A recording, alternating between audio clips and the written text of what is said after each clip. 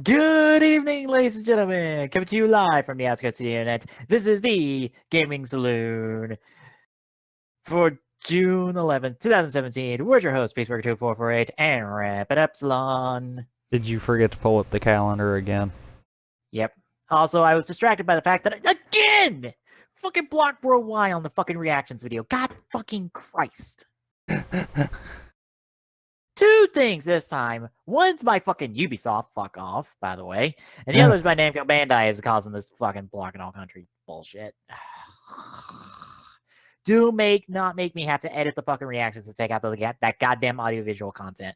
It's audiovisual content too, meaning, oh, fuck, I'm gonna have to actually edit that out. Fuck you. Actually, I wonder if you might could just bypass part of that. Like, that might be one of those you might could try taking out, like, the visual and see if it still procs it. Because sometimes it doesn't. As stupid as that is. I would just cut it out anyway, because I'm willing to bet the Ubisoft one is the Assassin's Creed. More than likely. Yep, it's Assassin's Creed. And the Namco Bandai one, I know which one, but I can't think of the name right offhand. It's an hour and a half in. So... Yeah. Oh, yeah, that Dark Souls-esque one. Code Vein, yeah. Yeah. I pulled the video up.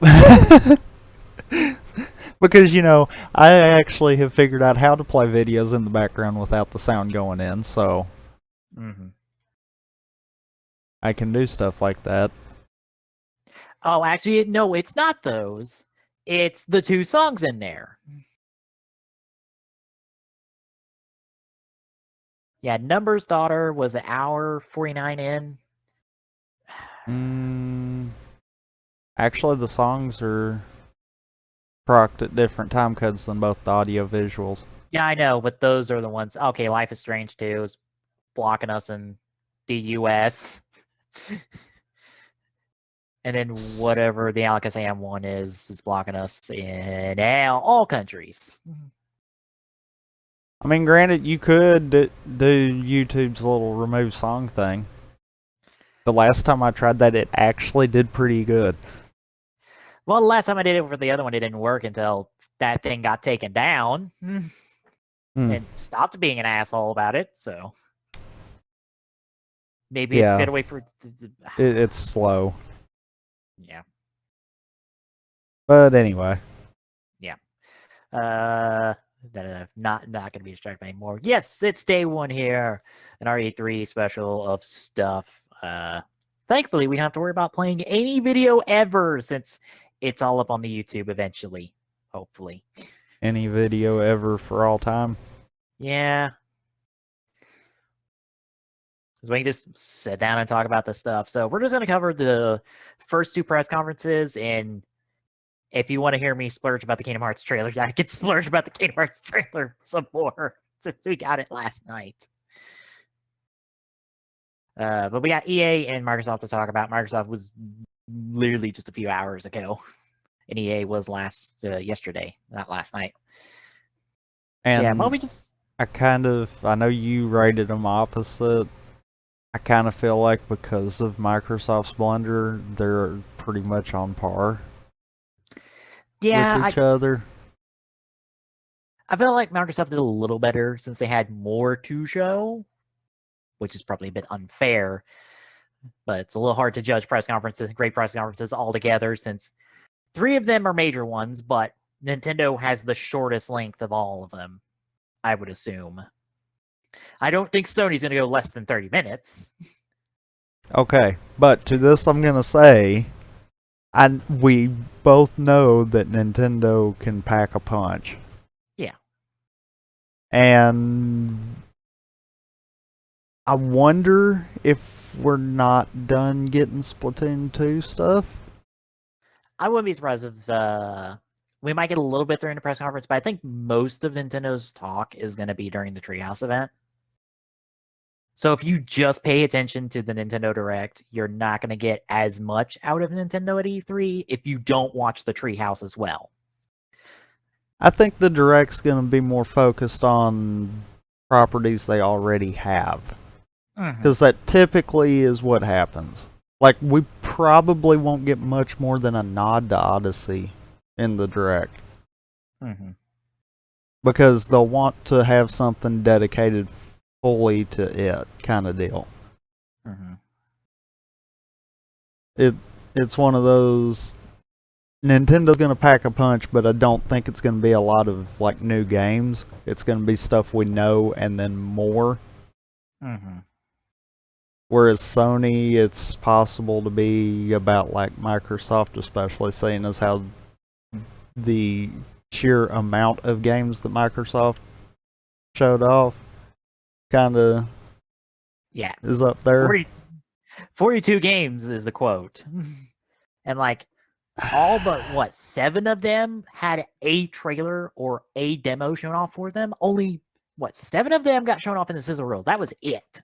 One sizzle reel. And I have to think that a lot of those were the multi-platform titles. Yeah. Because bear in mind, out of that 42, 22 of them was Xbox One exclusive? Yes. So, I mean, yeah. Shall we kick off with EA? And kind of barrel through them since we've got, 3 sports games that neither one of us are that interested in?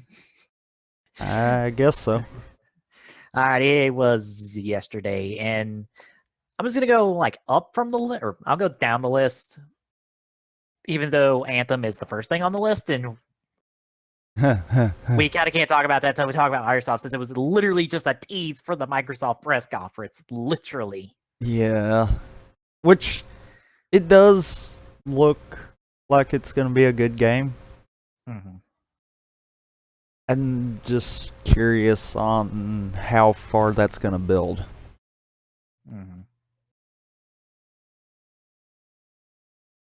Yeah. Battlefront 2 got a huge showing. 20, 30-minute live multiplayer demo. It was up there, I know. Yeah. On the Boo, the Assault on Theed. A little bit for the single player campaign, not much.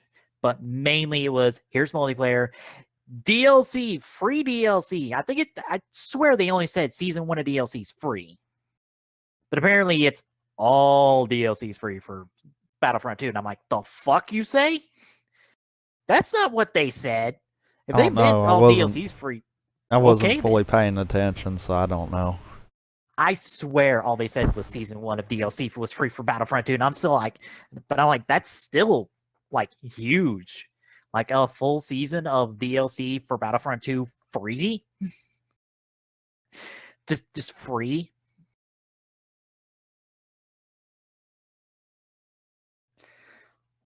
But apparently we can, there's still things to buy.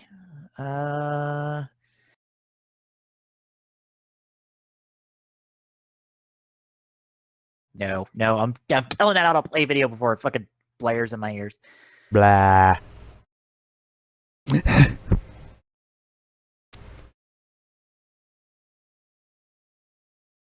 Okay, the first season of Theme DLC is launching in December, and it will be around themed around Last Jedi.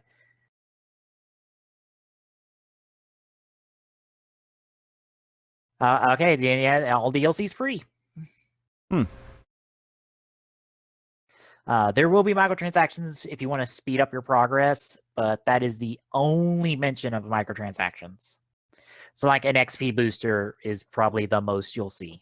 So basically what I'm hearing is people that join in late will have to pay for extra, but most people that are just going to play it from launch is probably never going to spend a dime on it. Nope.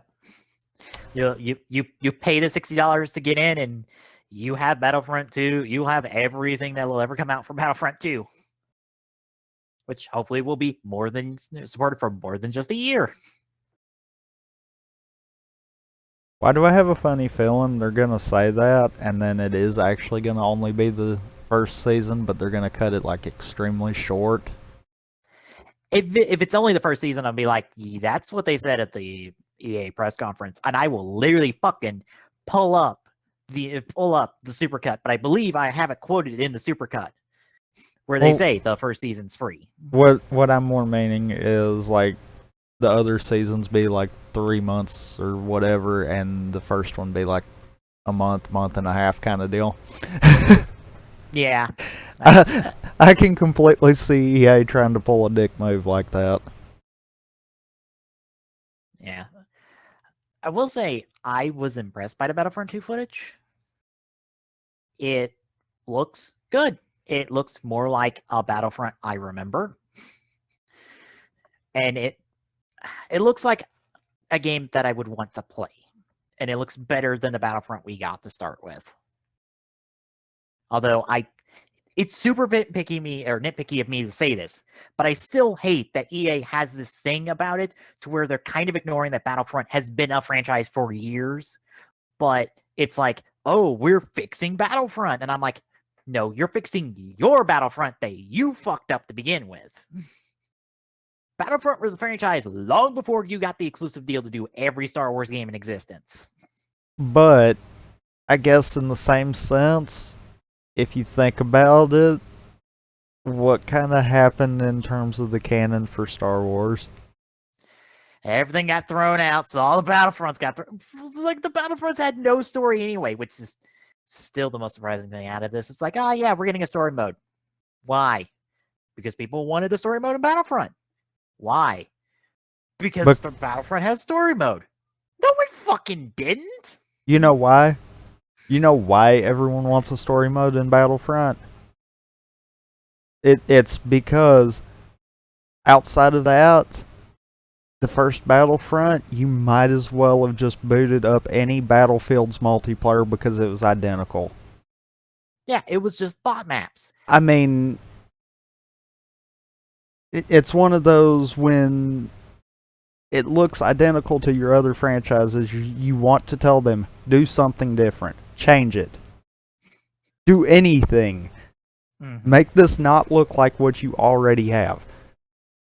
Which is hard because this is DICE we're talking about doing this. So, I mean, to be fair, Bungie encountered the same thing with Destiny, and look how it turned out. Because I don't know late game Destiny, but I know very early game Destiny, it had a lot of Halo tendency. And it's like, that game didn't need to be that. That's the same thing with this. Battlefront doesn't need to be a Battlefield clone, it needs to be its own thing. Mm-hmm. And it was its own thing. Until you decided to turn it into a Battlefield clone. Yeah. That's why I'm like, yeah, I agree. They needed to fix it. Mm-hmm. Maybe the story mode might be the right idea for it. I have a bad feeling we're going to get this. Everyone's going to be like, why did we want them to put a story mode in it?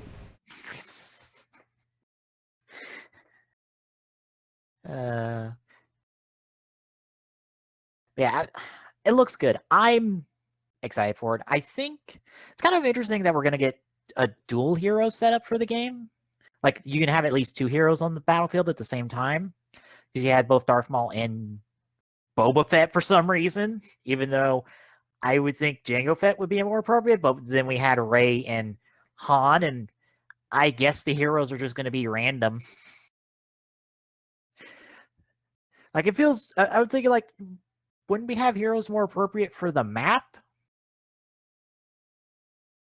Like, am I the only one who thinks, like, Darth Maul's the only one that fits in here? Which makes me curious, like, okay, you're touting a whole bunch of heroes. Are they just random? Randomly assigned per match? Are they randomly assigned per map? Like how's the hero set up? Personally, how I would hope they would do it would be like you had a pool of them that you would be able to have on a per map basis, but then based off of your level in the game overall, you can pick from a set pool based off of that too. Yeah. That way you didn't have new people getting in there with heroes that matched the top tier players when no one else has access to that kind of deal. Mm-hmm.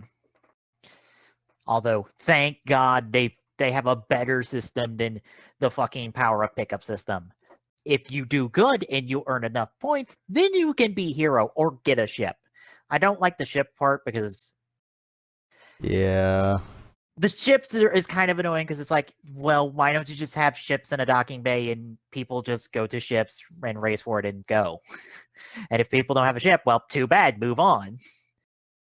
Because what happens then is one of two things.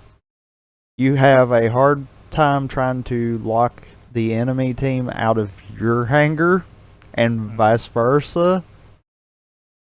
So all of one team has ships, whereas the other team is stuck dying repeatedly. So, like, that part I can understand. Yeah. But I just hope it's forgiving enough to where it can allow a lot of aerial combat. Because, like, what we saw, it looked like when they kept switching over to one of them, most of the time they were in some kind of an aircraft. So I don't know if maybe that's like a team pool of points that you pick out of for that, or what? I think it's your personal battle points. Like, you earn personal battle points to get vehicles and get heroes for yourself. Like, if you earn enough points, you get a V-Wing, and you can drive a V-Wing if you should choose. Or a Doobu Starfighter, or what was on the Imperial side? Or not the Imperial side, droid side. The Vulture droid, I think, was the only one they showed on the droid side for ships. I think it was. Which I'm kind of sad that the Vulture droid doesn't go into its walker form. Like I understand you don't want to like double up or like have something be both an air and ground combat vehicle, but it would work if you made the ground combat vehicle like not as good as the air combat one. That way you can like come down, swoop in, like shoot a couple dudes real quick, and then like take off and get out of there before people shoot at it too much. Like, it's all about like hit and run tactics since it's not that good of a ship.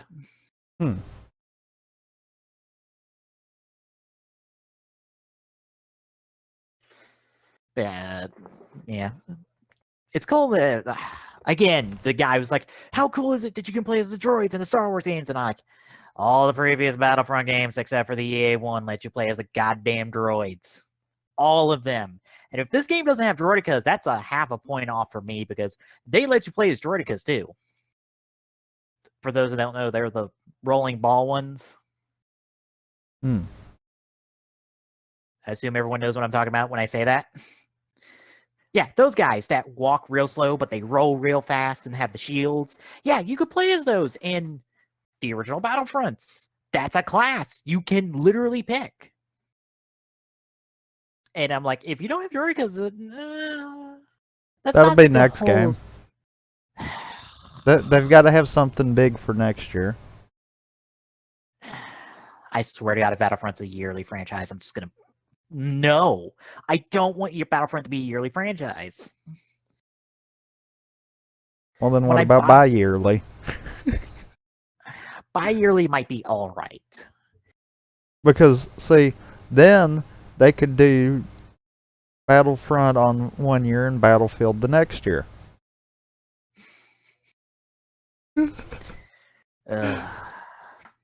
I'm not making this any better. Not really. I know Tobiscuit in his reactions was complaining about how Darth Maul seemed overpowered. I'm like, okay, these are goddamn hero characters. Yeah, of course you're gonna have. Of course it's gonna feel like you're up against a wall. That's kind of the whole purpose of a team-based shooter. Yeah. You work as a team to take down the brick wall that's coming at you. Yeah. If Darth Maul's coming at you, guess what you do? You throw a whole bunch of grenades at his feet and you fucking blow his ass up.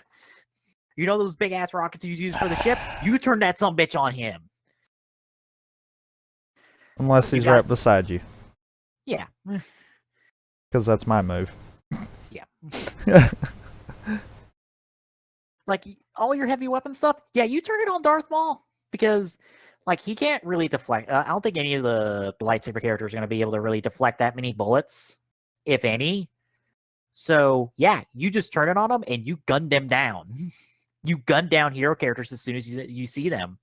Because if they do it like they did in the original Battlefronts, I might be wrong here, but the hero characters in the original Battlefronts could not heal. They couldn't heal. Whatever health they had at the start of the map, that's how much health they have until they die. They can't heal. They can't be healed by anything. Which is a fantastic, like, balancing mechanic, because it's like, all right, I am this indestructible. I'm this big, like, damage dealer, but I can't heal, so I have to be careful in combat.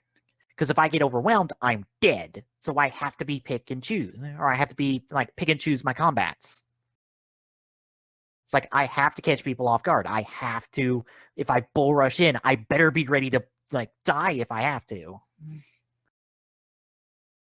Like, it forces you to play aggressive or play super defensive.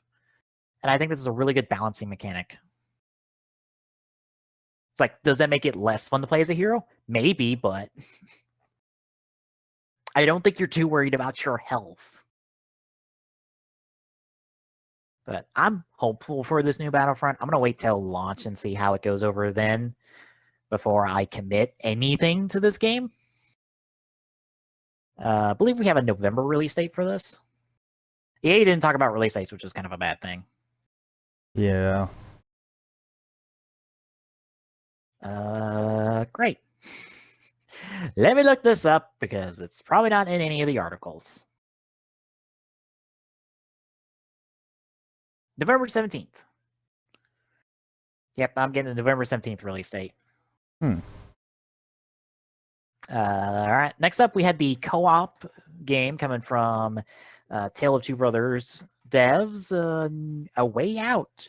A very old school 80s prison break movie in co-op form. And it's always split screen, even if you play it online, which I find really interesting.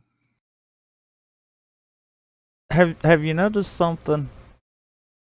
We seem to be in the year of co-op. That's not a bad thing. Not really, seeing as how we kind of went to everyone saying, you know what, screw multiplayer, we're going single player.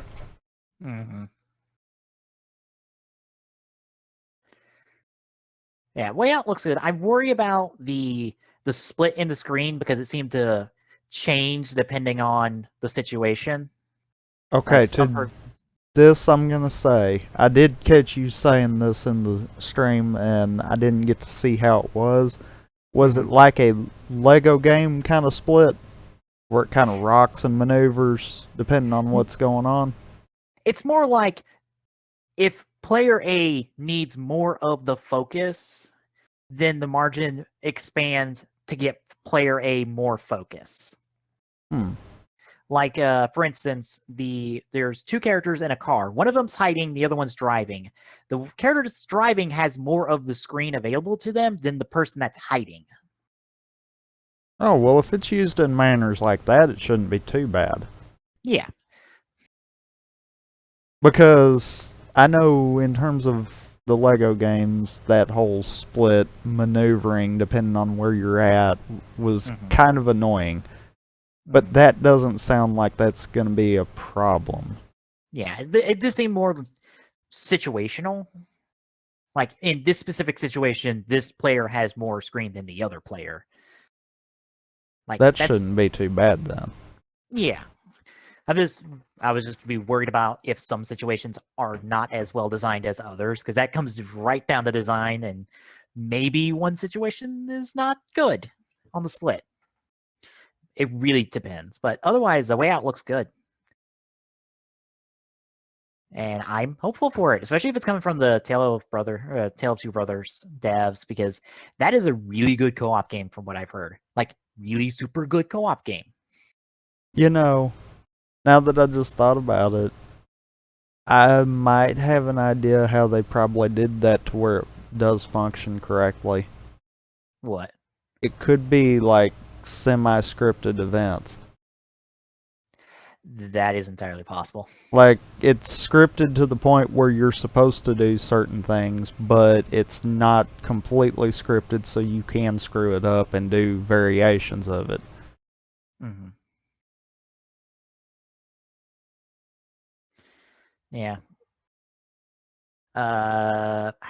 Okay, yeah. I was about to say they showed a little demo for it and kind of explained a little bit of mechanics where you have different, you can solve certain situations differently, especially depending on who's playing or who's doing the completing that situation.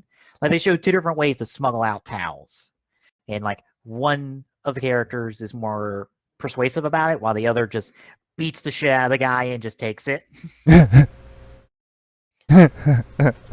Literally, that's how it broke down, and I'm like, all right, I'll take that. You've got the smooth talker and the asshole. I'll take it. Yeah, it looks good. Need for Speed Payback. I'm probably more interested in this than you, most likely. I don't know. I'm already sold on it, kind of deal. Okay. Essentially, this is the Fast and Furious game will never get. I'm gonna be honest. This is literally Fast and Furious. I swear, like Yeah. that whole situation, even the dialogue, I'm like, this is a Fast and Furious game. This isn't Need for Speed. This is Fast and Furious meets Burnout. Mm-hmm. Yeah, and Criterion's not on this, by the way. Huh. Yeah, it's Ghost Games. This isn't Criterion that are doing this, and I'm like, wait, but that's a burnout cam. That is a takedown burnout camera right there.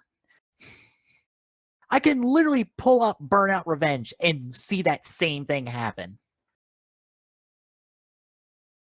Although my uncle pointed out all of the cutscene cuts in the middle of the race could be very annoying, and I'm like, yeah, I agree with that. Yes and no. Because, to be fair, in light of that demo, we don't know if that was purposely set that way. Yeah. Not to mention, that entire sequence could be like the opening for the game. Yeah. Which, if that was the case, that would be fine. Yeah. I know Jared was worried about that sequence being like a bit finicky or like that's not actual gameplay. Well, they did show it a different or like someone else playing it and being absolutely garbage at it because he couldn't fucking drive for shit. You see a little bit in my reaction video because that's up while I'm talking about other stuff. Yeah, he's not good at driving. Doing some wimpy ass fucking takedowns. So basically, someone that has probably only played the Need for Speed franchise. Well, it was one of their. It was somebody involved with EA. So I'm like, you did not. No one practices demos for E3. You got to practice this shit for E3 because you got to make this shit look good. Well, no, because you look, the press conference showed a flawless take on that whole scenario. Mm-hmm. So now you've got to show, hey, that wasn't completely scripted. That was someone that actually is good at the game. I suck at this.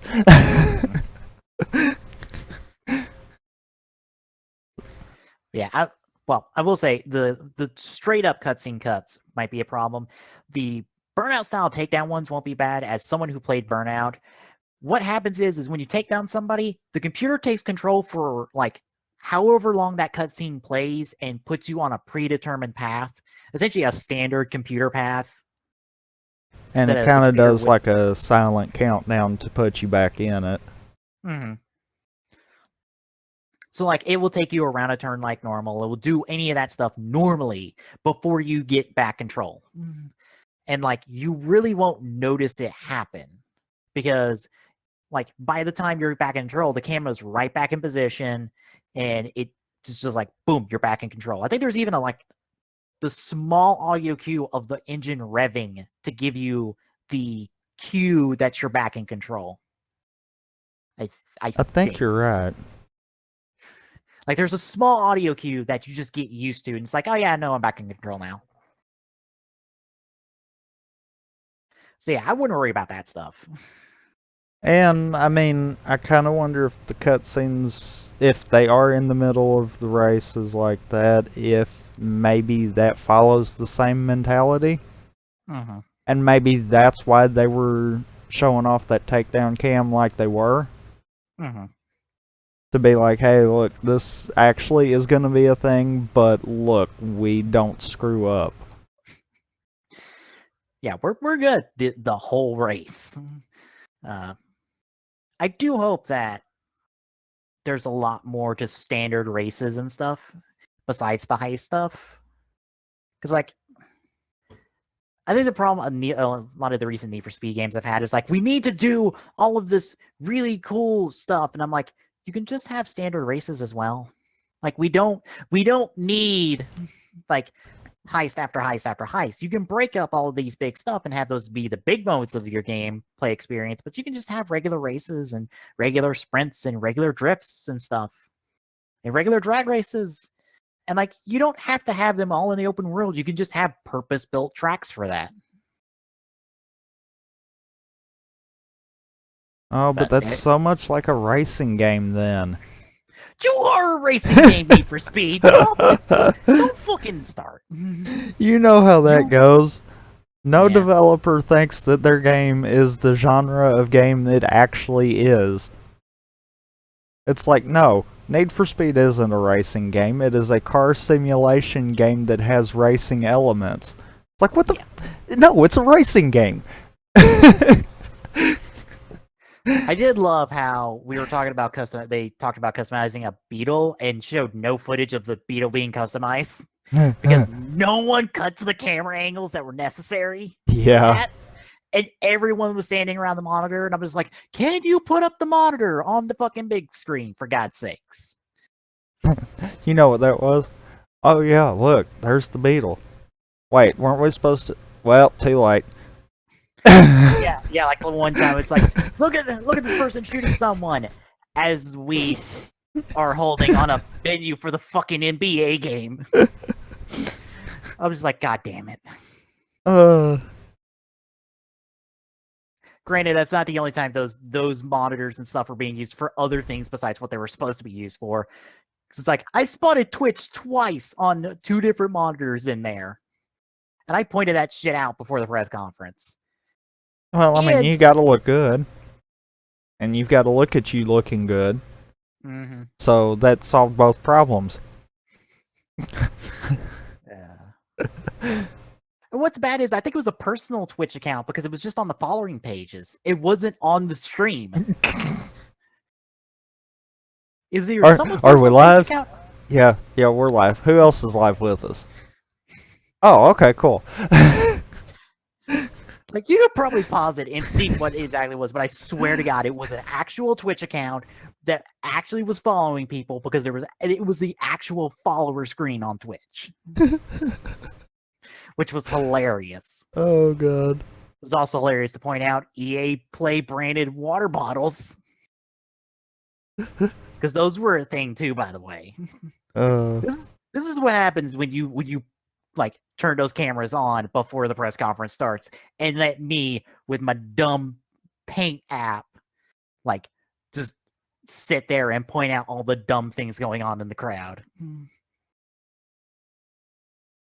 And trace the EA logo. Can't forget that. Mm-hmm. Yeah. My piss poor attempt to trace the EA logo. Oh, did you catch the shirts some of the people in the front row had for the Microsoft press conference? No.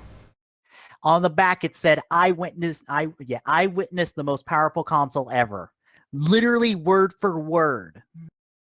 That is on the back of a shirt on people in the front row of the press conference for Microsoft. Wow. I'm like, at least EA, when they had those shirts there, it was for Battlefront 2 and it was in their demo area. And it was just Star Wars Battlefront 2 on the back. I wonder what was on the front. I assumed it would just be the logo on the front, but I'm like, I would dig a shirt like that. I don't want some fucking Xbox X shirt that's like, I witnessed the most powerful console ever that will be outdated in like 3 years. Yeah. Well, 6 if you're Nintendo. Well, Nintendo don't give a shit about specs. They're just like, yeah, we're just gonna make fancy consoles that do fancy things and fancy other stuff. I don't know. We might actually be out of the slump for Nintendo and being behind with hardware. Mm-hmm. We also got Battlefield 1 with their first expansion. What was it called? In the Name of the Star, not Star, SAR. Yeah. Essentially the Russian campaign. No single player stuff, but all multiplayer. So new maps, new weapons, new all sorts of other stuff, and new night maps, which apparently is a bad thing because Battlefield 1 has a bad visibility issue, according to Toll Biscuit. I don't know. I have not watched that much Battlefield 1 footage outside of what I saw at the press conference. It looked fine to me, but maybe I'm the weird one. I don't know. Have you seen any Battlefield 1 footage that backs that up? Nope. All right. Then we got FIFA 18, NFL 18, NBA Live 18. Madden is getting its own story mode, long shot. FIFA's getting a sports. FIFA's getting a sequel to its story mode from last year. And EA Origin Access is free this week. So you can play sports. Yeah, there is a lot of sports games on EA Origin Access. Hell, the original not the original. EA's original Battlefield is on EA Access as well. I'll give them credit for doing these story modes and like giving something to these sports games that might entice people outside the normal audience for them to buy it. At least that's what I would think these story modes are really for. Like, it's something different. Although I found it hilarious how they were selling the guy from actual person with all the say. Just why? And that was pretty much it. I gave him a 7.5. Well, it was a 7, and I went, I go 7.5. No bingo, though.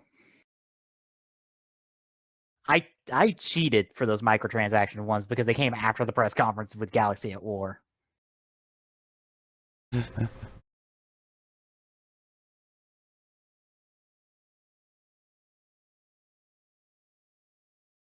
Wait. Does the X have no Kinect support? Really? What? Serious? Well, Tom Fox says he cannot trade up his old Xbox One for an X because the X has no Kinect support. Huh. Like, does it legit? I mean, they didn't say anything, did they? They said nothing about Kinect to begin with. Well, I mean, they haven't in, what, 3 years now?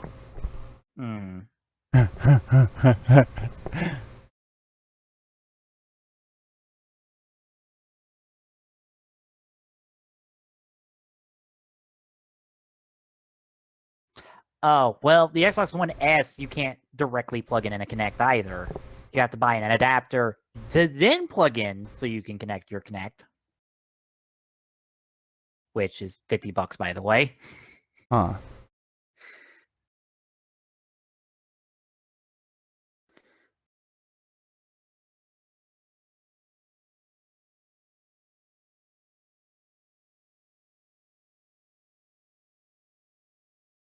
All right. Shall we talk about Microsoft? Unless you got anything else about EA or your personal grade for it. I don't know. I don't think I'm gonna completely grade them. I'm just at the point of right now the bar is just set. Mm-hmm. Like even considering Microsoft's in with it, the bar's still just set. Because ooh, Microsoft has fancy console. Ooh, it's a shame no games they announced for it is only for that console. Yeah, the really good ones aren't on that console alone. They're on other things besides that. It's like way to screw that up, Microsoft. Mhm. Otherwise, I probably would have to say that EA's kind of bottom right now, which isn't saying much. Yes, the bottom of 2 press conferences. Yeah. It's like EA's got some stuff that I'm like, okay, I'm interested. Mhm. But at the same time, it's EA, so I'm like, okay, I'm interested, but I'm waiting until it's out. Yeah. They may end up bottom of the whole show only, in my opinion, because of the quantity that they showed off. And that's really it. It's like they only showed off 7 games. But, every single one of those games has an audience, I think. So, all right, let's talk Microsoft, and let's just talk about the Xbox One X, aka the Project Scorpio. AKA Xbox. Yep. It's all in the capitalization. Yep.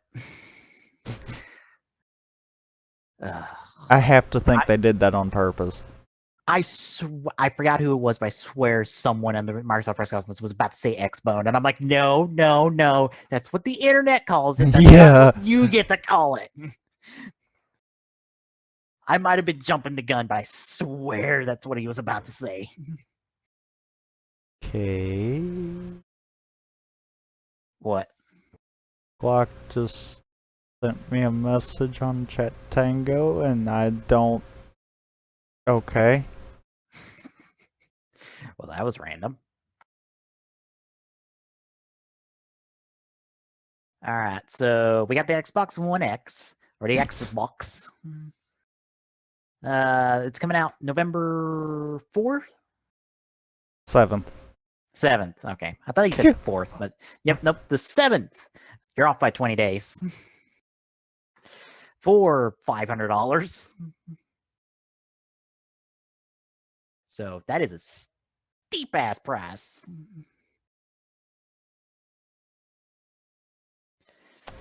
Oh god. I that is still a steep ass price, if you ask me. For what it is, probably not. Yeah. But for it being a console, yeah, it's kind of out of the range. Yeah, that's, I believe, $100 more than the PS3, the original PS3 at launch. Because I believe the original PS3 at launch sold for $400. And that was still a steep ass price back then. That was like a, oh boy.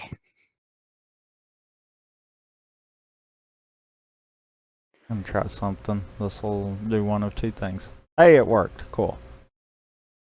We know what the Scorpio looks like. It's a black box with the Xbox logo on it. Yay. Yet another black box. Well, to be fair, they're all black boxes anymore. The Switch is a gray box? Nope. The Switch itself is a black box. The Joy-Cons are gray. Oh. Can we get something can we get a console in another color besides black? Well, Like, you can get the red and blue Joy-Cons for the Switch, but the Switch is still black. like literally every console on my TV stand is black. That is an old PS3, a new PS3, a Wii U, a updated 360, and a fucking PlayStation 4 Pro. They're all black. The Well, last console we got that wasn't fucking black, I think, was the original 360s. which one came out first, that or the Wii? Okay, I believe it's the Wii first, maybe. So the Wii and then the 360, and those were the last, like, not black consoles we've ever gotten. And then we have the Well, oddball of what about the special edition Xbox Ones? those don't count. I'm talking regular releases, not special editions. If we talk special editions, yeah, there are plenty of current gen consoles that come out in other colors. But just standard retail releases, standard colors for the console, yeah, they're all black. You know, I was gonna say something about, well, what about some of the special edition 360s that you got for like Binding Reach or any of that, but yeah, now that I'm thinking about it, all of those were dark colors. Like they weren't primarily black, but they were all like grays and stuff like that. Mm-hmm. Oh, by the way, you know that statement of original Xbox games working on your Xbox One? Yeah. Yeah, that's discs. Straight up original Xbox One discs will work. Digital licenses will carry over, and you can system link play across all 3 generations.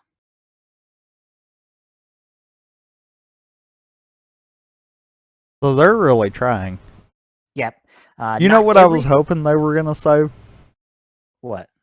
When they were talking about the backwards compatibility, I was thinking, please tell me you're fixing to bring the backwards compatibility stuff to the Windows 10 stuff.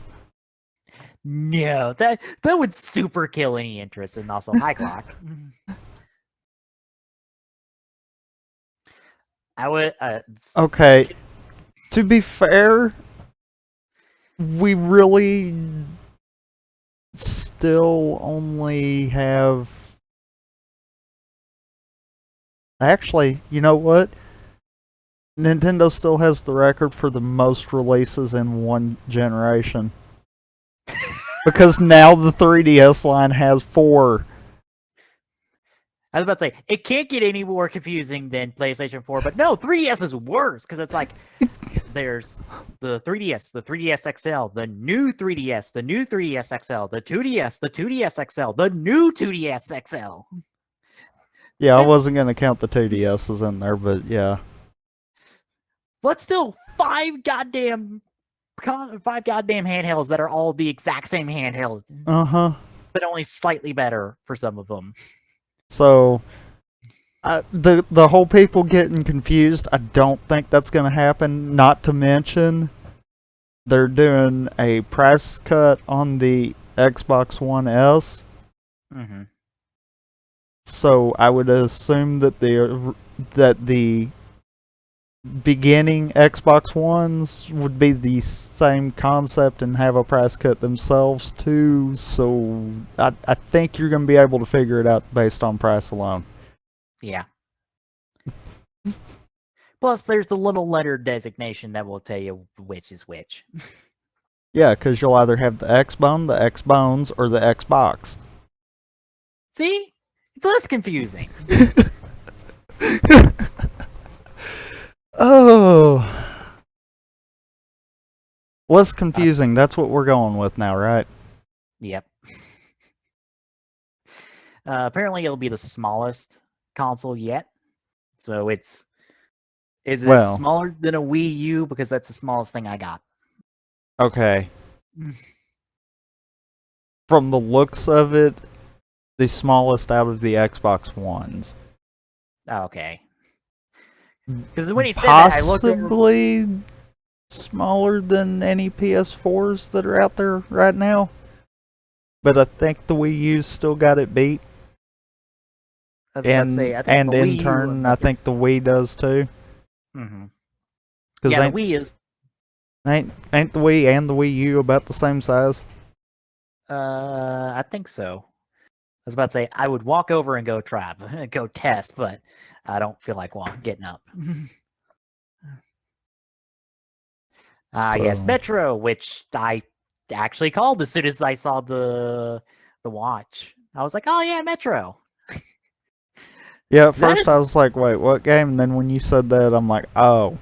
this game. So yeah, I don't know anything about it, so I don't know whether to be hyped for it or not. It's a very niche FPS franchise that are based off novels. It's one of those that I know people like it, Mm-hmm. but it's one of those I don't know on a personal level if I should be hyped for it or not because I've never played any of them. Mm-hmm. So I've heard it's good, but like I said, it was a niche franchise because it was just a niche first-person shooter. I mean, from what I saw, looks good, but yeah, I'm kind of in that I don't know what to exactly think about it. And I love the fact that we're kind of bouncing around a little bit here, but Well, oh well. to be fair, Metro was the first thing of the show. True. I think this article puts it in alphabetical order. Now that you say that, yes, it does. Hell, Anthem was last. Yeah. Yeah, And it's a survival Assassin's horror. Creed Origins was one of the first ones. Mm-hmm. Yeah, survival horror FPS. That's why I said it's niche.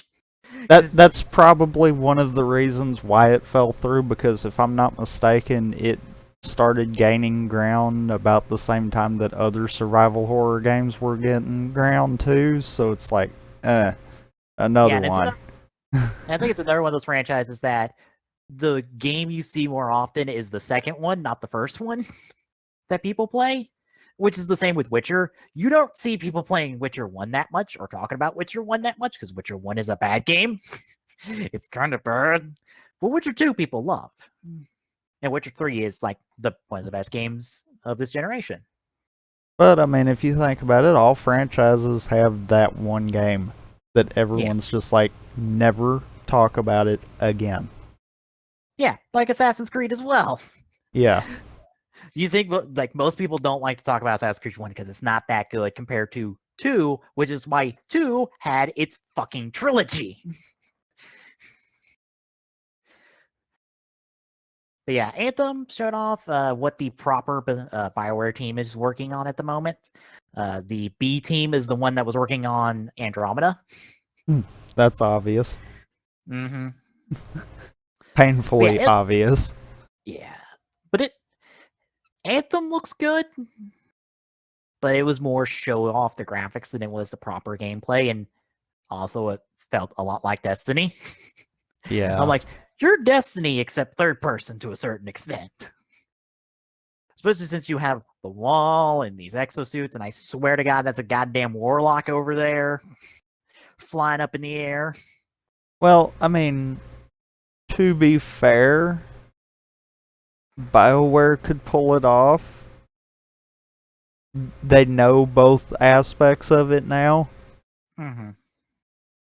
So, I mean, if anyone could pull it off on the first try, it would be them. Yeah.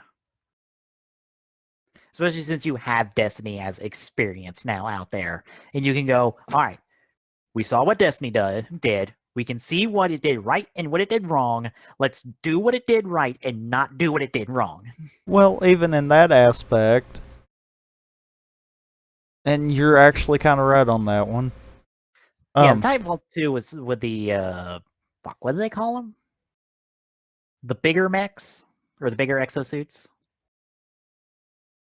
I don't know. Yeah, Titanfall, I would say Titanfall with the bigger mechs and PlanetSide 2 with the environment we're in. But I think at its core, it's Destiny. And if you think about it, BioWare already has MMO background. Mm-hmm. So, if anyone could pull it off, that would probably be the best. Mm-hmm. Even if they just look at what they've done and don't even have to worry about taking Destiny into account, which it appears they kind of strongly focused with that one. Yeah. Also, the least cringy co-op dialogue, scripted co-op dialogue I've ever heard in an E3 demo ever. Yeah. Because they're not talking the whole time. They're just saying things back and forth. Just simple, just acting like they have an actual conversation. I'm like, oh my god. Kind of like how you would if you were playing an MMO. Mm-hmm. And playing it as an MMO. Although Kim's fucking no-selling of the fucking storm going on was hilarious. It's like, look at this, just like, look at this storm, man. And I'm like, you are no-selling the fuck out of this. All right. Then we got Assassin's Creed Origins, which is breaking the trend of Assassin's Creed going forward in time with their past storylines. But no, we're going back in time, back to where it all began for the Assassins Brotherhood in Egypt. Okay. Why do I have a feeling the Assassin's Creed timeline is going to be just a jumbled up freaking mess? Because it might. And what's bad is people think that the Zelda timeline's screwed up, that isn't really canon. Assassin's Creed is kind of basing off of canon storyline here, and we're like, this is gonna be just all over the place. I love our Eagle UAV that we get. I'm just like, God damn it, it is the Eagle UAV. I can't even claim that joke because Super Bonnie Hop already made that joke for his Far Cry Primal review. And he fucking added in Call of Duty sound effects too and all for it. And I'm just like, God. I can't claim this joke. I can't. Far Cry Primal already did the Eagle UAV with fucking poo bombardments, I believe. I think it was poo. I think you could. Anyway. But yeah, it looks like an Assassin's Creed game. I like the dodge, like the flat out just pure dodge mechanic that is there, because I feel like that would make Assassin's Creed combat a lot better. Instead of very much like focusing on parries and strong attacks, light attacks. No, you could just dodge and just get around them and attack as necessary. That's better. That adds some variety to the combat.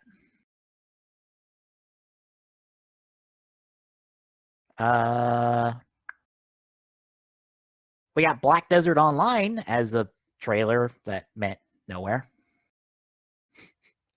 That was one of several trailers that went nowhere. Crackdown 3 with... God damn it. That felt like an Old Spice commercial to start with. It did.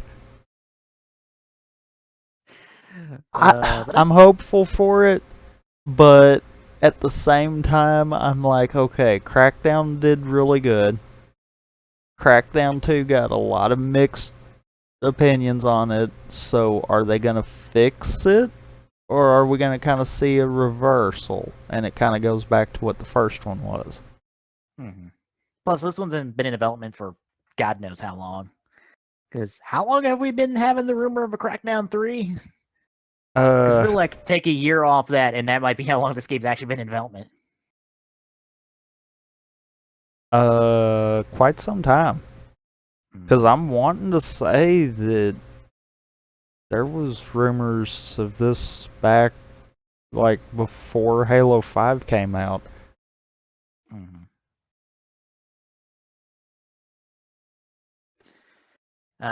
We got the new Dragon Ball game, Dragon Ball Fighter Z, which is a 2.5D game. Oh yeah, Shadow War looked fantastic, especially with the dialogue on it. Well, and I think too, Crackdown 3 is gonna kind of be like out of place. Especially now that it's been so long between the games. Yeah, because it's very much a Grand Theft Auto style game, and specifically a Saints Row style game. And well, when was the last time we had a Saints Row style game? Yeah.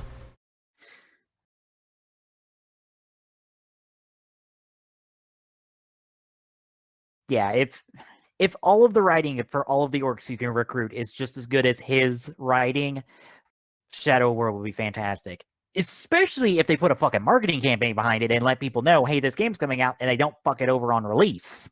Because that's what happened to the first game. It got released at a bad time, surrounded by better, like more hype, or like I wouldn't say more hype, more higher profile games than it, and it had no marketing behind it. Like it literally just got dropped out into the middle of nowhere and was expected to swim. And somehow it swam because the Nemesis mechanic like pulled enough people in for it to be relevant. So like if you want to ever see a game that survived by its own ideas, yeah, the first Middle Earth game survived because of that.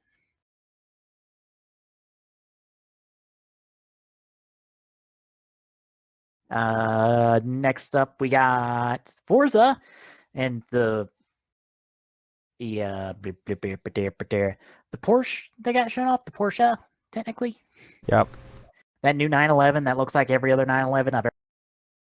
To be honest, speaking as a car guy, that looks like every other 911 I've seen ever. Fair. I'm sure it's really nice and good under the hood, but on the outside, it looks like every other 911. But yeah, Forza looks good.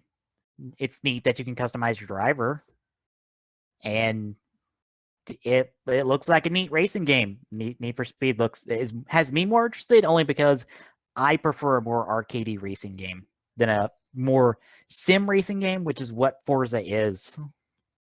I have to agree with you on that. Because, you know, when I'm wanting to play a racing game, I kind of want to purposely run into others and cause demolition. Yeah, Hence why Mario Kart is just like a perfect fit. Mm-hmm. It's one of those Forza's one I can look at from a distance and be like, yeah, that's a good game. Mm-hmm. It's weird for them to. It's kind of weird in like retrospect for them to go like Forza is the premier like video game that is connected to the car companies. When I'm like, that used to be Gran Turismo. That really used to be Gran Turismo, and we haven't gotten a Gran Turismo game in years. Yeah, the Horizons are very arcadey, but I have not picked up a Horizon myself. I don't think I have either. We have a bunch of the indie games at Xbox Games shown off in a quick sizzle reel. Cuphead got a release date of September 19th, I believe. We got Deep Rock Galactic, which was the dwarf game, I believe. Yeah, that's the dwarf combat game. We got a sequel to Ori and the Blind Forest, called Ori and the Will of the Wisps, which I had no idea what the fuck that was for the longest time. I'm like, what is this game that looks really good? Oh, it's a sequel to Ori. Oh, well, that makes sense now. Ori is a beautiful looking game.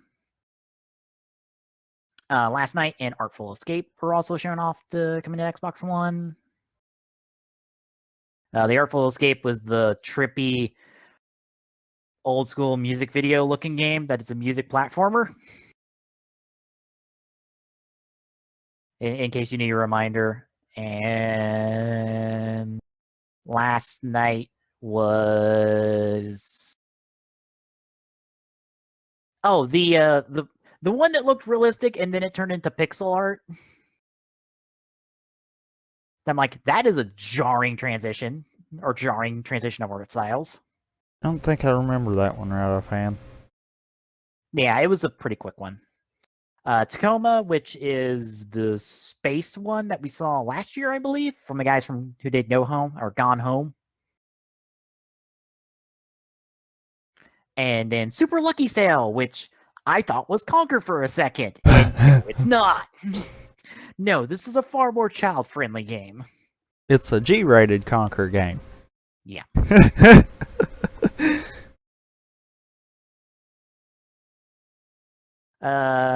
We got a brand new Life is Strange, a prequel actually, called Before the Storm, focusing on the other main character who is like cursed, apparently. So all of them? Well, the one with the not time powers. The one that's apparently destined to die no matter how stupid the death must be. Like, I'm sorry, if a bullet bounces off a target and hits you in the chest and kills you, you are marked for death. There is no escaping it. Just saying. That is a pretty dumb way to go. As Glock has been talking about in chat, Metro Exodus was also shown off, looking really good. I'm a little worried that some of that footage is a little bit doctored, that it's not pure gameplay. It's a bit cinematic-y. But hopefully it's just good. Minecraft. It's getting crossplay with the Switch and PC. And PS4, I believe. They didn't show it off, but it might. I'd say, because I know they were doing mobile, Windows 10, Xbox One, and VR. Switch, and VR. So I would have to think. No mention of the PlayStation version. So they might not. They probably just don't want to mention it. They probably don't, because it's like, we'll crossplay with Nintendo. Well, we're not crossplaying with Sony. Well, you look. Right now, the bigger battle is not necessarily Microsoft and Sony. It's in fact Nintendo and Sony again. Yeah. Nintendo's finally stepped back up to the plate and said, okay, we're doing this, but we're doing it our way. And so far it's kind of working.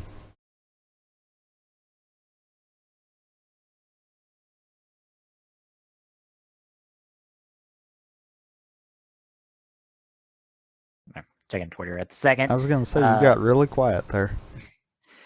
I was just checking Twitter real quick, seeing if there was anything there. Nope. All right. We also getting a visual pack update, along with just a bunch of the like collection of games or game stuff that's been showing up on Microsoft or Minecraft PC side that are coming to Xbox One. So that's cool. Like trying to close the gap of content between PC into things and the console into things. Wow. The Windows 10 side of things. Yep. Because you noticed how they kind of placed that. Mm-hmm. They never specifically said that the PC version was going to have crossplay. The Windows 10 version is going to have crossplay. So for all you people running Mac that play Minecraft, that might play Minecraft, or Linux and play Minecraft, well, you're just screwed. Or play the actual farthest up to date Minecraft, like you and me have. Mm-hmm. Yeah. Yeah. Yeah. We also got PlayerUnknown Battlegrounds is coming to Xbox One this year. I applaud them for getting that exclusivity deal for Xbox One. Holy shit. That game took off and now it's got a deal with Xbox. Well, I'm in a double thought here for this one. One side, I'm like, okay, cool. They did something that a lot of developers struggle to do. Mm-hmm. On the other hand, I'm like, okay, this was kind of the point where Minecraft wound up in Nintendo's hand. I mean, not Nintendo's hand, Microsoft's hand. Let's try not to have a repeat. Yeah. Because God knows what happens when Microsoft gets their hands on good ideas. Yeah. But I hope this is more than just Xbox One, but hey, they got a good deal. And I think this is the first time one of these Battle Royale-esque games have come to consoles, really. Like PlayerUnknown's is like the first one, really. It definitely is the first one of this scale. Mm-hmm. And the question is it gonna be able to support the full 100-person matches? I would hope so, especially since they're advertising for Xbox One X. Well, I'm not more meaning processor side, I'm meaning server side. Because all of this is going to run through the Xbox Live servers, which we know they do not like even having 16 players. Yeah. And we're talking about nearly 10 times this amount. Mm-hmm. It's like, something ain't gonna jive here. Mm-hmm. We also got Sea of Thieves. It's coming 2018. Okay, the announcer guy got me like twice. Yeah. Once with the whole like, well, you never know what's going to be down there. I mean, really, we haven't developed all this yet. And fuck, I forgot what the second one that got me was. Oh, I know which one you're talking about because I kind of chuckled too when I was hearing it. Like, Sea of Thieves looks interesting. It looks like a good concept, but how that full game plays, I worry about.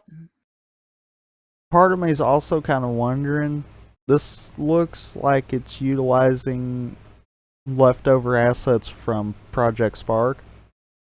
Mm-hmm. So is this something that got spawned off of that?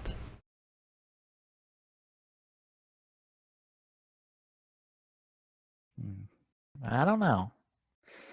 But also, like, another concern of mine is that it seems like it's a game best played with friends. Yeah. Like, just playing with random people, you are not going to get the best experience out of this. Which might be what I think Tom Fox and Gom were talking about with the Guns of Icarus syndrome. Or Guns of Icarus problem. Like, that game is best played with a full team of friends. But, okay. This is the year of co-op. They're gonna have a way to do crossplay, especially if they're wanting to do the whole Xbox One Windows 10. Mm-hmm.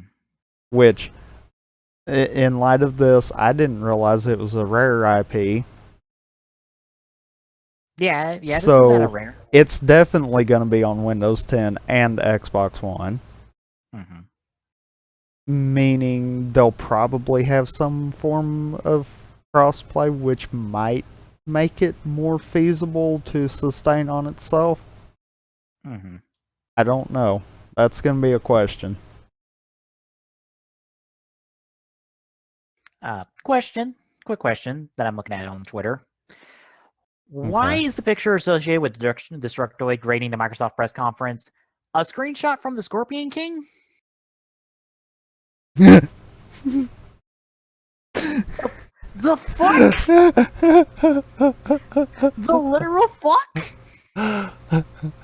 Is this a reference to this to Assassin's Creed? Okay. Because that's the wrong reference. If you want to do the reference, you reference the Mummy and the guy from the Mummy who was Medjai. Those guys aren't Medjai. Hold on. Okay. Screenshot from the Scorpion King. Yes. What was the Xbox One X's? Damn it! Yeah. Wrong reference. Damn it. Fuck What's you, bad is it almost fit both of them. Yeah.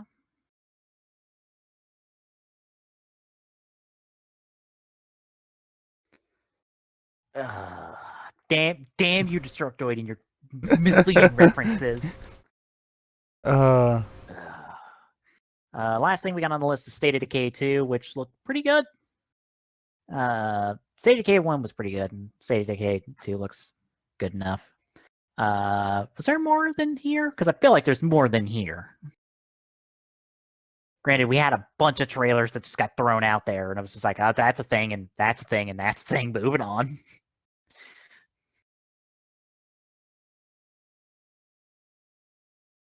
Yeah, anything else? Yeah, Microsoft? there had to be more than that, because that's Yeah. only 20 games that they've got listed there. And I know we had trailers for most of them. Yeah. And they said there was 42. Mm-hmm.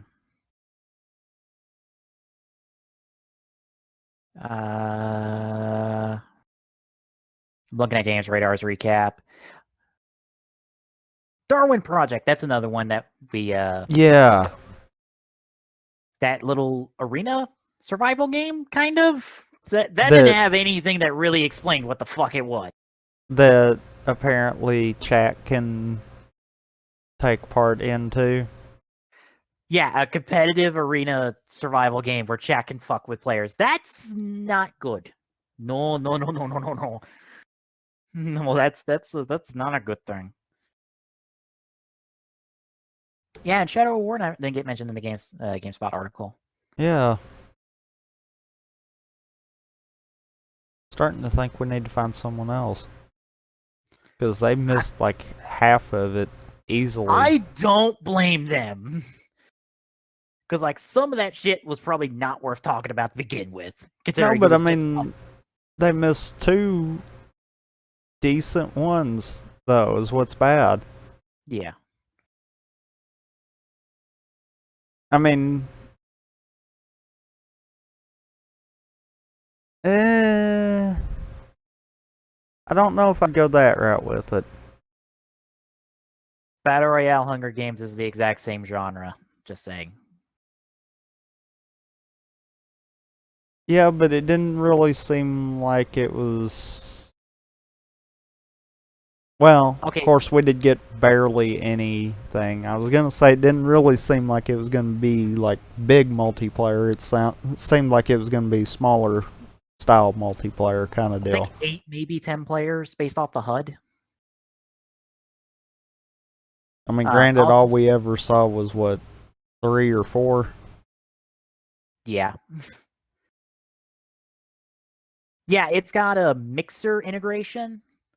Like the chat gave one of the players a shield for a second, and that was specifically pointed out in the shoutcast.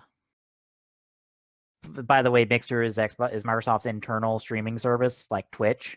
That I want to point out was only like 2 seconds off the delay that I had on your YouTube stream. So that was a stream of a stream, and it was within 2 seconds of each other. So it's like, that's pretty good. Mm-hmm. I couldn't get the low latency option to kick on. I guess. I don't know. They didn't really explain it. Like everything we're saying here is interpretations of what we were seeing in the like 20 seconds of gameplay that was shoutcasted by some random dude they had up on stage. Also, by the way, 19 of those 42 games were in that sizzle reel. So that's where a lot of the games went.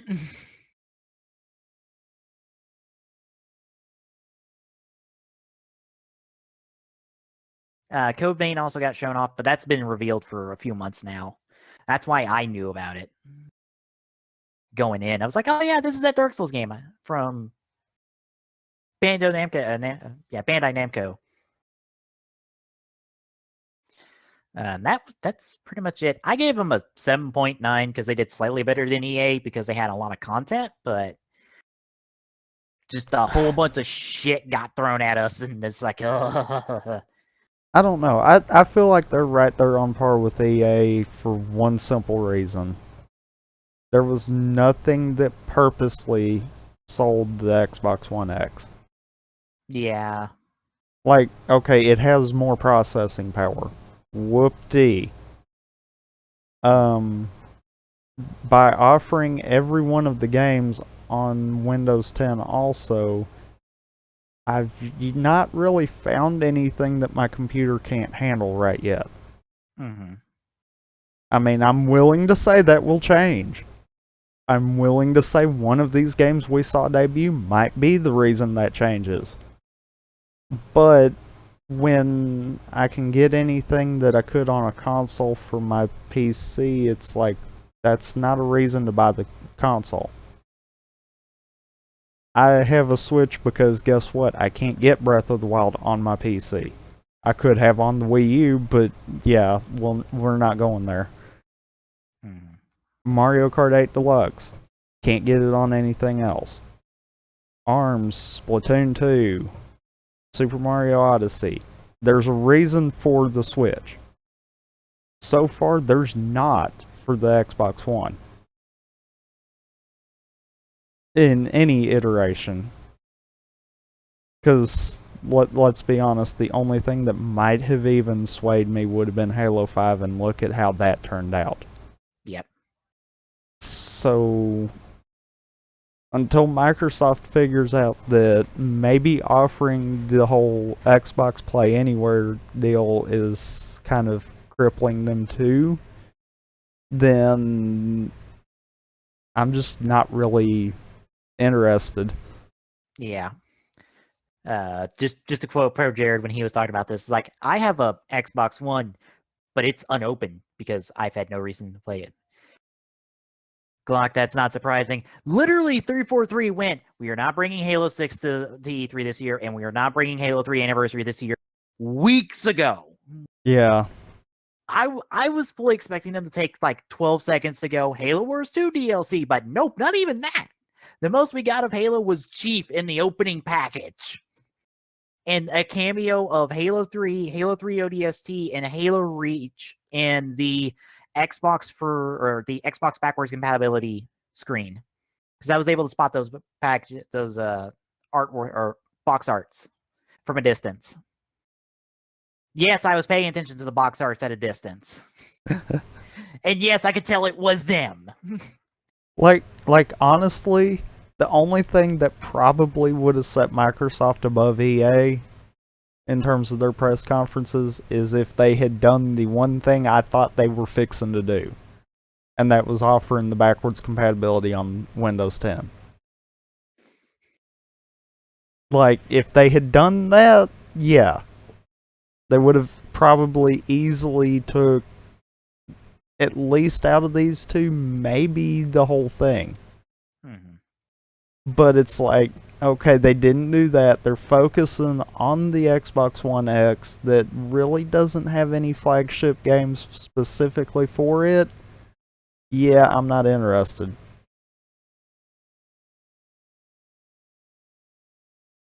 Oh, is BioWare working on that in the background? Someone Maybe has Jedi. to, Yeah, maybe Jade Empire will happen. eventually. For those wondering why Crimson Sky got name dropped, Crimson Sky is one of those few games that actually has a novel associated with it. Like, if you pick up some of the old copies of the Halo books, like the old original short copies, there's an ad for a Crimson Sky novel in them. Hmm. Like, Crimson Sky was a thing back in the day, which apparently isn't anymore, but I've never played the Crimson Sky, so I don't know.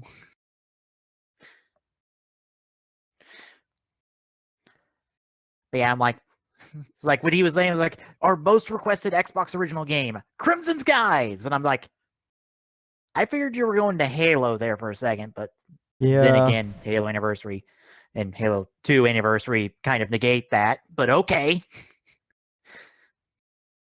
Or like Knights of the Old Republic. Although we're probably not allowed to say that since EA has the exclusive deal with that a second for right now. We can't talk about that one. Granted, I think the PC version would be better because you get all the blah blah blah the Iron 4 DLC and you get all the bugs fixed. Oh yeah, Jade Empire is playable now. And bear in mind, you can play it with your disc. You do not have to Well, buy a digital copy of the game. it's not playable right now. Yeah, not right now, but when It'll, the Xbox backwards compatibility launches, you can literally pop in your Jade Empire disc and play it. which, they said that would be this fall. What else is going to be this fall?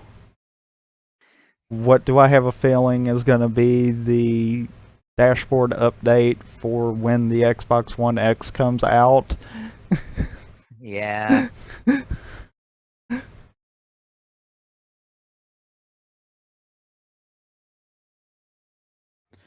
But yeah, I am honestly surprised by that. I think that's really them going, we are one-upping Sony, goddammit, on something. Do you not remember the 360 backwards compatibility? The black and white buttons become the bumpers. Yeah. Because the original Xbox controller didn't have bumpers. Mm-hmm. Oh yeah, I forgot about that.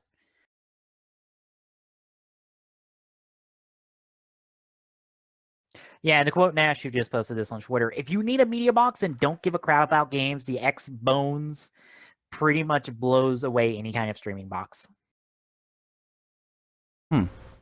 That would be like the big seller for the Xbox, for the X Bones, or the Xbox X. Hey, you have a friggin' like media box, like a Netflix box or a So Twitch box. A $500 basically TV box. That or the Slim, depending on which one you want to pick up there. Also, I can't see that. But Glock, just follow the stream. okay. Wait. Wait a minute. Hold on here. That's what fucking Discord says.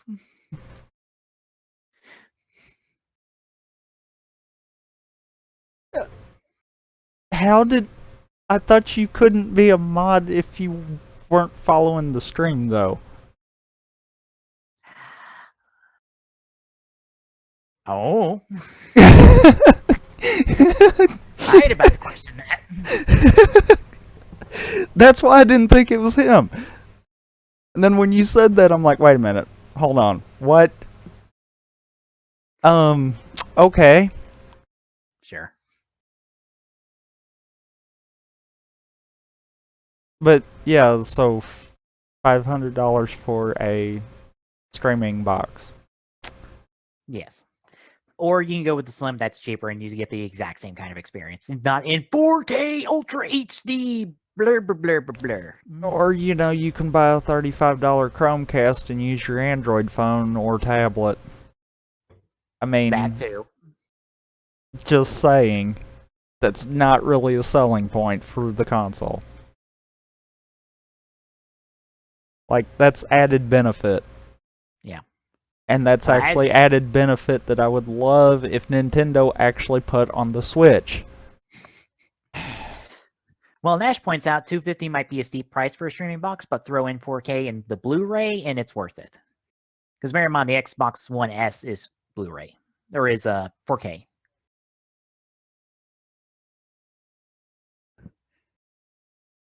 It's only worth it, though, if you've got a 4K television. If you don't, it don't really do anything. Yeah. But if you get the Xbox or the Xbox, you still get that 4K experience, even if you are on a shitty old TV. Because there's super sampling thing.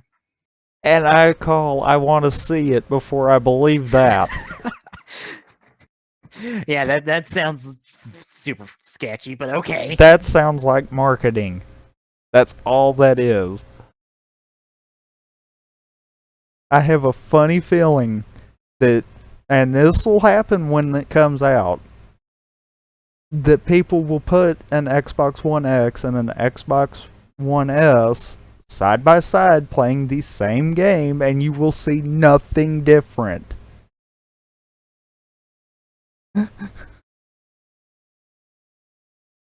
uh,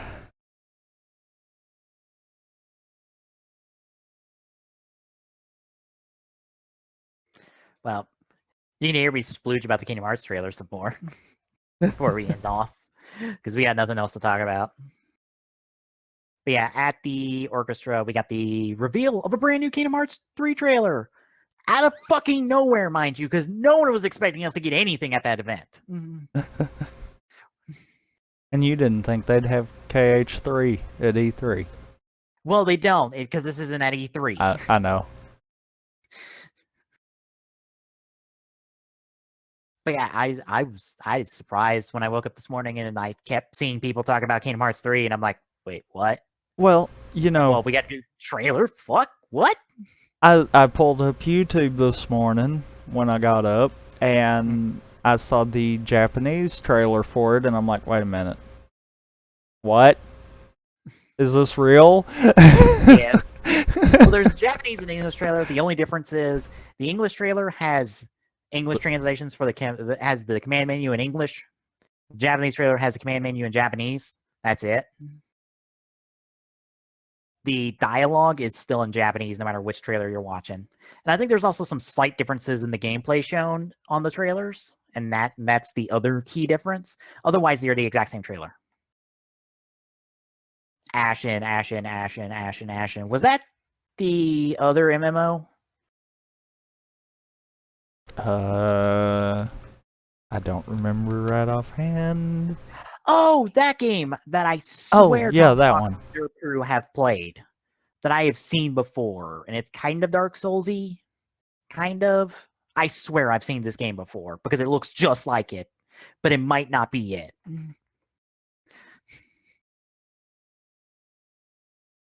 It's like, I swear I've seen this game before because it looks just like that game. Which made me think like, oh, it's out already. Which I might be wrong there. I don't know. That was like months ago that Tom Fox and the Derp Crew played it.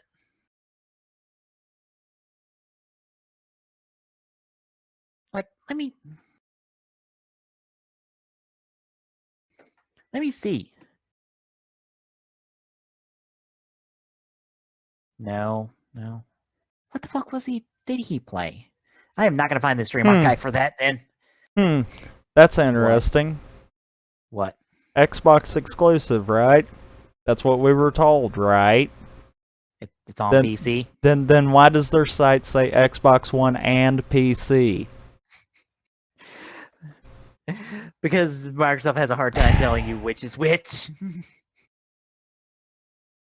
This isn't the first time we've had Microsoft lie to us. Yeah, it's Microsoft exclusive.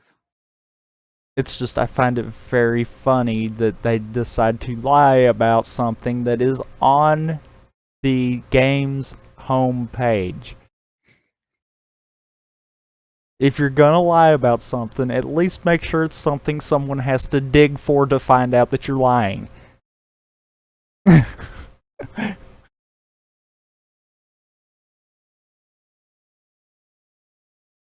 So you know, there again, yet another reason why I don't have to get an Xbox One X. Yep. You know what's bad?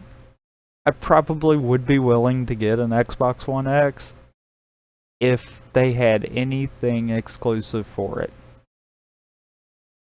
Like anything. They'll have Halo eventually. Which one? The new one. If it's not both Windows 10 and Xbox One, I will be surprised.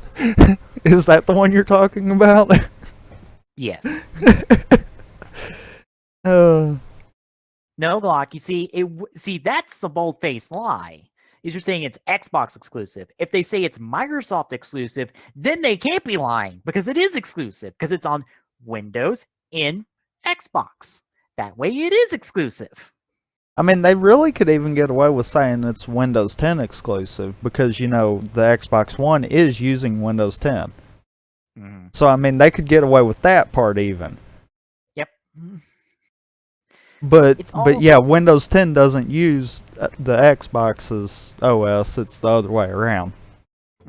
So, no. Xbox exclusive literally means Xbox consoles only. Mm-hmm.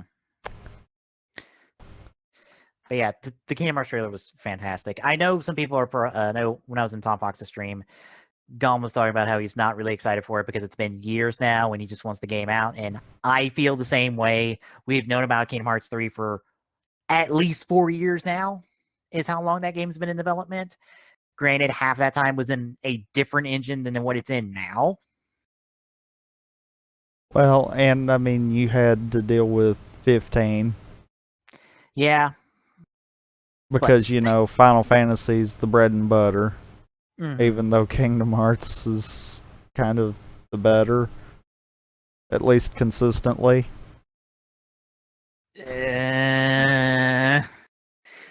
They've had how many games be a flop out of how many? I don't know flop, but if we're going to talk about good games, well. Because I want to say we can use that same comparison against the Final Fantasy franchise and it will win. Yeah, I would think even percentage-wise it's still win. But like good games, though, there's Kingdom Hearts 1, which is fairly good for the most part. It's not as good as 2. 2 is a better game. And then Birth by Sleep's not that good. And Recode is really not that good. And 358 by 2 Days is really not that good. And Key is alright as a mobile game. And 3D could be a lot better than it is. Fuck Young Xehanort, by the way. Gotta get that in there because fuck that asshole of a boss. Literally fuck that asshole of a boss. If you have not seen it yet, go watch me struggle for 40 minutes on that asshole. Fuck that boss. That boss sucks. But yeah, the trailer was pretty good. It's 2/14, and we're getting a longer trailer at D23 next month, along with a reveal of a new world, which I assume is not Big Hero 6 because we've already got Big Hero 6 revealed as a world for the game. But the Keyblade transformation that is teased at the end of the trailer looks like something that might be from Big Hero 6. I don't know. Okay, you were saying it kind of resembles a rocket. Yeah. Is it possible that it could resemble something like a flower or something, maybe that's kind of in a closed form? That's possible too, but then that gets into the conversation of what fucking Disney movie is related to flowers? Right, but I mean, it's one of those, there is another alternative there. And if it's a new world, then this could be something from the obscurities of Disney just to kind of have something new. Possible, but that doesn't feel like Kingdom Hearts' style. They don't go obscure. They go with traditional known Disney properties. Like Fantasia is about as obscure as it gets in Kingdom Hearts, I feel like. That's really it. Unless you count like some of the other characters that get thrown into Disney Town and Timeless River. But that kind of doesn't count because we're talking about worlds, not characters. And Glock, you kid about Frozen, but I wouldn't be surprised that Frozen is a world. Not Rapunzel. Tangled's already a world in Kingdom Hearts 3. That's confirmed. So Frozen wouldn't be that far off, to be honest. Okay, no, okay, I'm wrong. Nightmare Before Christmas is as obscure as it gets for Kingdom Hearts, not Fantasia. Fantasia is slightly less obscure. The Nightmare Before Christmas is more obscure. But again, that's one world. And also, that's the one world that keeps popping up. Like, that was an original world that has continued through all of the games. Okay, I just thought of something else. What? What if it's not a Disney world? That would be weird, and it's going to need a very specific... It needs to be a very specific thing if it's not a Disney world, because there's only, like, 4 non-Disney worlds in the entire franchise. Well, okay. We could write this into anything possible in terms of adding new worlds. Mm-hmm. on top of that, this is Square. We already know Final Fantasy exists within the realm. Mm-hmm. So it could be possible to try to expand off of that, especially with 15 doing as good as it has. Mm-hmm. That's why I'm like, I wonder if maybe it's even going to be a Disney World. If it's a pure Final Fantasy world, that would be weird because usually the original worlds are where all of the Final Fantasy characters show up, like Destiny Islands, Twilight Town, Traverse Town, Radiant Garden are where all of the Final Fantasy characters show up. Usually they reserve them for there. Rarely will a Final Fantasy character show up in another world. The only exception to that rule, I believe, has been Olympus Coliseum, where Cloud showed up in KH1 and Zack showed up in Birth by Sleep. And Orin showed up in 2. So that would be if it's another world, that's a weird exception, but who knows? I think I was on the Kingdom Hearts Reddit. Someone pointed out that it might be the Claw from Kingdom Hearts, or not Kingdom Hearts, Toy Story, which wouldn't be far off. Buzz and Woody have models in KH2. Yeah. I mean, that wouldn't be too far off either. Yeah. The only thing I would say is don't count recent properties because Kingdom Hearts doesn't do that. Like the most recent thing that most recent world in KH2 that ever was out was Pirates of the Caribbean, and that was the original Pirates. 3D went more recent than that with Tron Legacy, but you still had the basis of the original Tron in KH2 to go off of. So again, they don't do recent stuff. Well, I In Kingdom feel like Hearts. they don't want to do recent stuff for the simple fact of it is in everyone that's playing its head. Mm-hmm. So, kind of getting that breath of fresh air that kind of existed way back when everyone's kind of forgotten about is actually the better concept. Yeah. Of course, now that I think about it, the Keyblade transformation may not be associated with the world because there are Keyblades that aren't associated with the world. They're just original Keyblades that have no world they're tied to. Like the Kingdom Key, or like both Kingdom Keys, Starseeker to a certain extent, even though it's technically associated with the Mysterious Tower where you first acquire it. Fenrir, because that's a Keyblade straight from Cloud. And Lionheart, which is Squall's Keyblade, or is a Keyblade based off Squall, aka Leon. But those are usually like bonus Keyblades outside of Starseeker, and Starseeker is only there to really give you like pure access to Valor Form.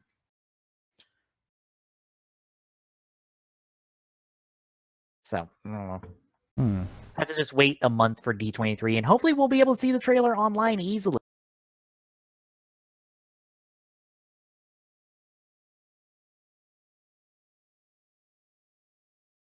Wow, 10 gigs for the 1.5, 2.5 theater mode update? Jesus. Well then.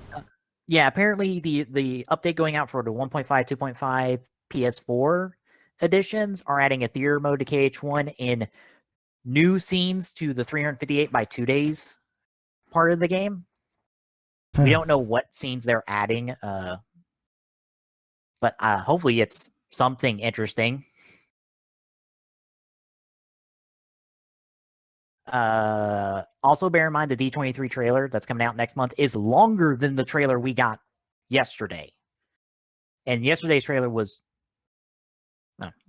yesterday's trailer is 2 minutes 14 seconds, and it is longer than that.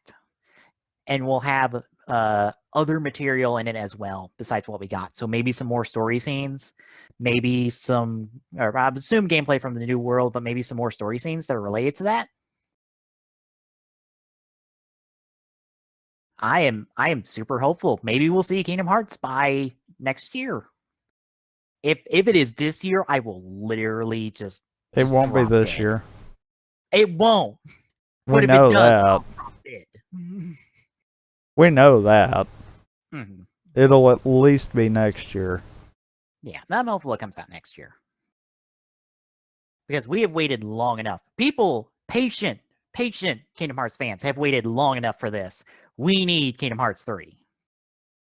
Like, enough is enough. We want an end to this saga. Because this is the end of the Xehanort saga. This is the end of Xehanort's bullshit over the course of the entire series. It's time to end it. And we want to end it. Because I think was it Little Karibo on Twitter was hoping that Kingdom Hearts 3 would not have any of the organization stuff. And I'm like, it's supposed to be the end of it, so you have to wait to Kingdom Hearts 4 or whatever comes after this for that. Or you can just play Key if you don't want to deal with any organization nonsense. But yeah, you got anything else to talk about? No. All right. I guess we will end off for day one. I'll be back on in about an hour or so for the Bethesda press conference. That's at midnight tonight. I'll be doing live reactions to that. In the meantime, I'll continue to edit away on the supercut and hope that, the Microsoft one can fucking go up on fucking YouTube, even though it's blocked in all the countries. That's 2 in a row. Apparently, I gotta super turn down the audio. Or do like I do for TGS and just have it muted.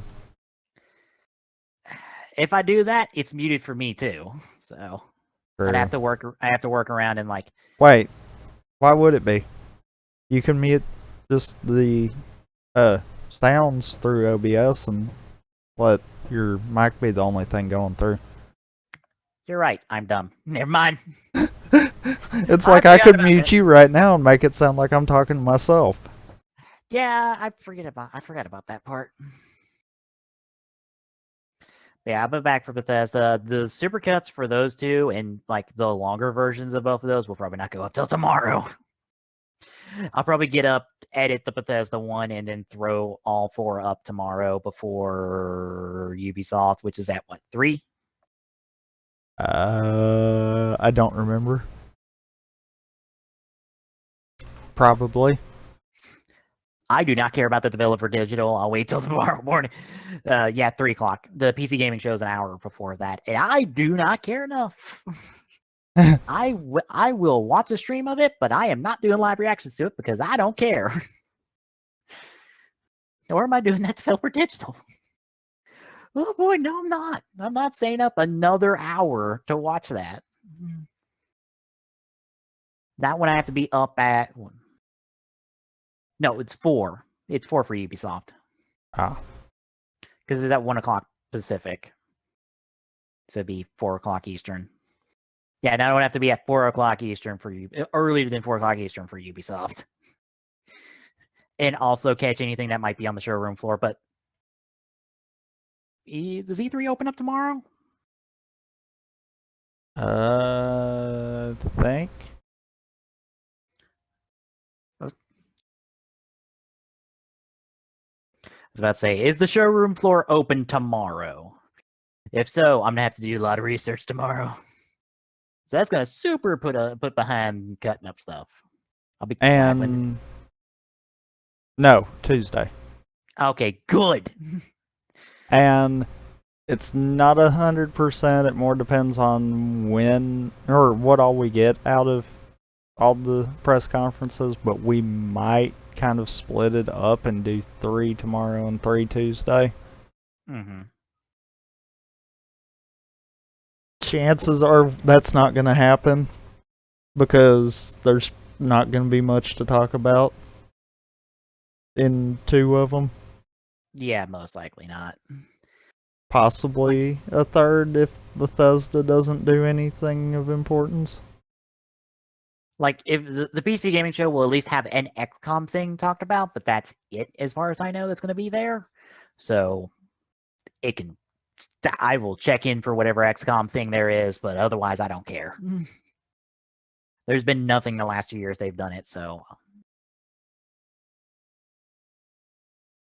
But yeah, it's probably Ubisoft and Bethesda tomorrow mainly. with Developer Digital and PC Gaming supplementals of whatever is important from there, or whatever we think is interesting from there. Meaning probably not much of anything. Yeah, and then it'd be Sony and Nintendo Tuesday with anything on the showroom floor that I can find from the usual websites I dig through, which hopefully will be good stuff. And of course, live reactions on everything else but those two things. But yeah, that is it.